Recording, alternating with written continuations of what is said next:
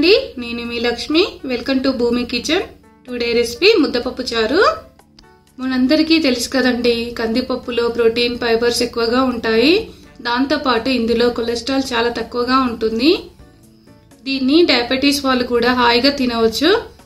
పైగా కందిపప్పుకి ఉన్న రుచి ఇంకే పప్పుకి ఉండదు. అందుకని రుచికరంగా తింటూ మరియు బరువు తగ్గవచ్చండి.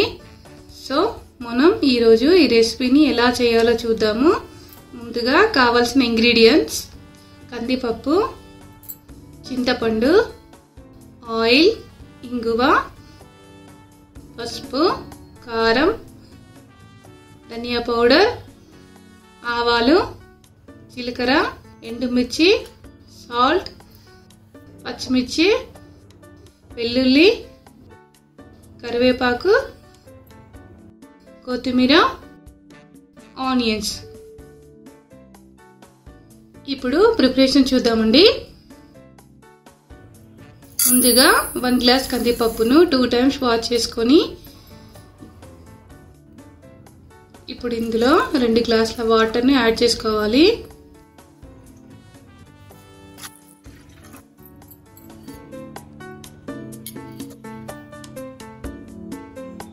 హాఫ్ టీ స్పూన్ పసుపు,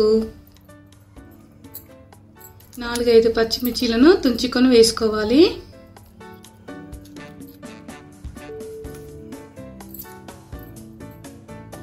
ఇంకా పావు టీ స్పూన్ ఆయిల్ వేసి కుక్కర్ మూత పెట్టి గ్యాస్ వెలిగించి 3 విజిల్స్ వచ్చే వరకు ఉడికించి పక్కన పెట్టుకోవాలి. ఇప్పుడు చారు ప్రిపరేషన్ చూద్దామండి.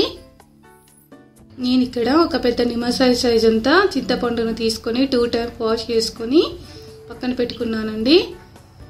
ఇప్పుడు ఈ చింతపండును స్క్వీజ్ చేస్తూ చారును తీసుకోవాలి. ఈ చారుకు దాదాపు 2 గ్లాసుల వాటర్ సరిపోతాయండి. ఇది కొంచెం తీయగా ఉంటుంది. ఇప్పుడు ఈ చారులో కాల్చిన మిర్చిని వేసుకుంటే బాగుంటుందండి. దీనికోసం ముందుగా స్టవ్ వెలిగించి పుల్కా స్టాండ్ని తీసుకొని మంటను సిమ్లో ఉంచి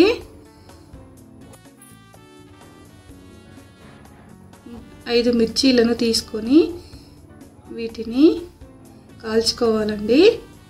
ఫోర్క్తో అటు ఇటు కదుపుతూ బాగా కాల్చుకోవాలి.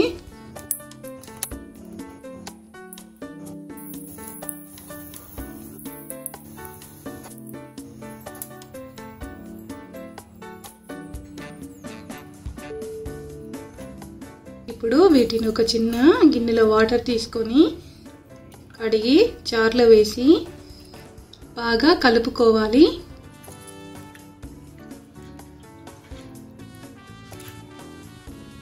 ఇప్పుడు దీనిలో 1 స్పూన్ కారము, తగినంత సాల్ట్, 1 స్పూన్ ధనియా పౌడరు, కొంచెం కొత్తిమీర వేసి బాగా కలపాలి.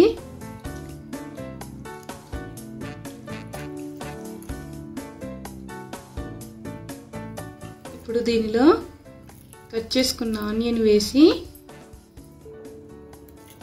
కలిపి పక్కన పెట్టుకోవాలి. ఇప్పుడు పోపెట్టుకుందామండి. నేను ఇక్కడ వెల్లుల్లి పొట్టు తీసుకొని 1 స్పూన్ జీలకర్ర వేసి బాగా దంచుకొని పక్కన పెట్టుకున్నానండి.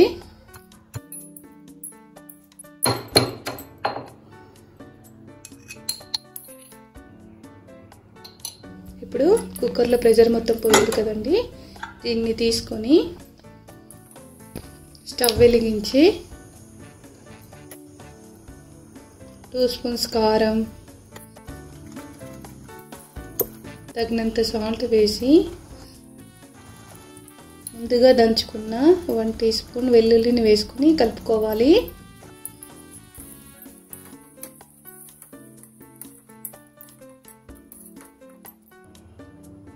ఇప్పుడు దీనిలో కొంచెం వాటర్ని యాడ్ చేసి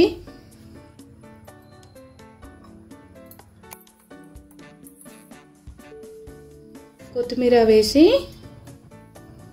మూత మూత పెట్టి మరో 5 నిమిషాలు ఉడకబెట్టుకోవాలండి.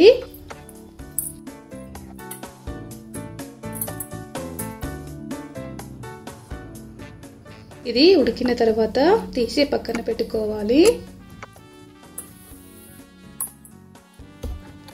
ఇప్పుడు స్టవ్ వెలిగించి ఒక గిన్నెను పెట్టుకొని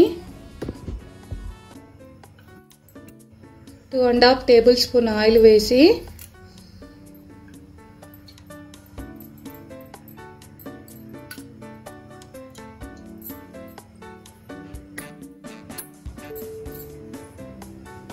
ఆయిల్ హీట్ అయిన తర్వాత 2 ఎండుమిర్చి తుంచుకొని వేసుకోవాలి.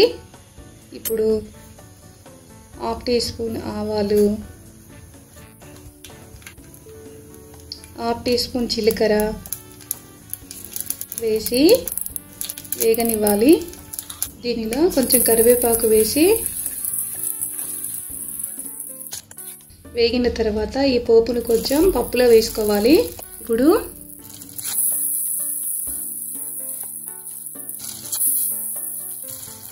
మిగిలిన పోపులో కొంచెం వెల్లుల్లి, 1/2 టీ స్పూన్ పసుపు వేసి బాగా కలుపుకోవాలండి. ఇప్పుడు దీనిలో కొంచెం ఇంగువ వేసి కలుపుకొని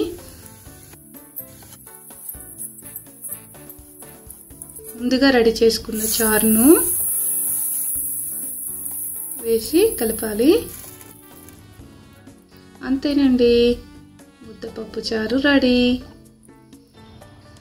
అయింది. ఈ ముద్దపప్పు చారు తెలంగాణ స్పెషల్ అండి. పండుగలలో, పెళ్ళిళ్ళలో ఎక్కువగా చేస్తారు. మీరు కూడా ట్రై చేసి ఎలా ఉందో చెప్పండి. ఈ వీడియో కనుక మీకు నచ్చితే లైక్ చేసి మీ ఫ్రెండ్స్కి, రిలేటివ్స్కి షేర్ చేయండి. మరిన్ని రెసిపీస్ కోసం భూమి కిచెన్ను సబ్స్క్రైబ్ చేసుకోండి.